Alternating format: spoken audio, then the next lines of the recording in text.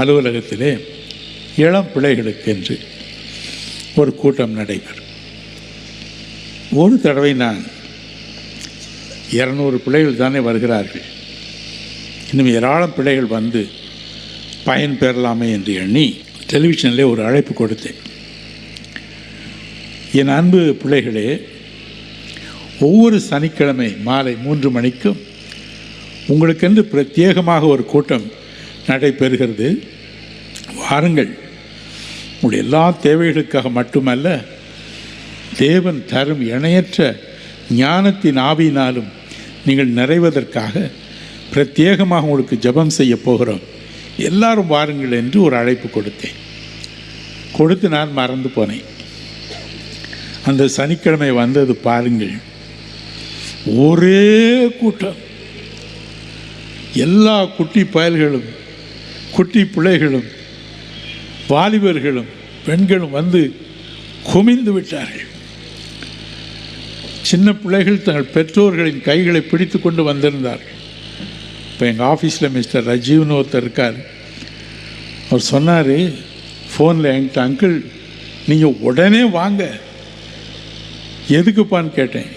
இன்றைக்கி சிறு பிள்ளைகள் கூட்டத்திற்கு ஒரே கூட்டமாக இருக்குது.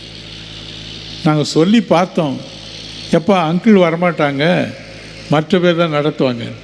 அந்த குட்டி பிள்ளைகள்லாம் சொன்னாங்களா, சின்ன குட்டி பிள்ளைகளாங்க பெற்றோருடைய கைகளை பிடித்து கொண்டு, இல்லையே தாத்தா நானே வரேன்னு சொன்னாங்களே, தாத்தா நானே வரேன், நானே ஜெபம் பண்ணுறேன், தேவன் உங்களுக்கு தம்முடைய ஆவியை கொடுப்பான்னு சொல்லியிருக்காரு, நீங்கள் கூப்பிடுங்க, தாத்தா வருவாங்க. அவன் சொன்னான், அங்கிள் உள்ளமே உருகி போயிட்டாங்க, இடமே இல்லை, நிற்க கூட இடம் இல்லை, உடனே வாங்க என்று சொன்னான்.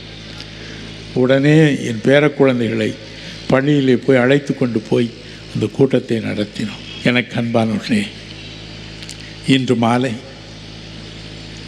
அருள்நாதரை தேடி வந்திருக்கிறீர்கள். அவர் உங்களை அழைத்திருக்கிறார். மத்தேயு 11:28 அவர் சொன்னார், வருத்தப்பட்டு பாரம் சுமக்கிறவர்களே, நீங்கள் எல்லாரும் என்னிடத்தில் வாருங்கள், நான் உங்களுக்கு இளைப்பாறுதல் தருவேன். வருத்தப்பட்டு பாரம் சுமக்கிறவர்களே, நீங்கள் எல்லாரும் எத்தனை பேர் ஆனாலும் பரவாயில்லை, வாருங்கள். பாருங்கள், எனக்கும் தேவனுக்கும் என்ன வேறுபாடு பாருங்கள். நான் சொன்னேன், ரஜீவ் நான் வரேன்னு சொல்லலையப்பா, ஆனால் தேவன் சொன்னார், இல்லை வரட்டும், எத்தனை பேர் வேண்டும் என்றாலும் வரட்டும்,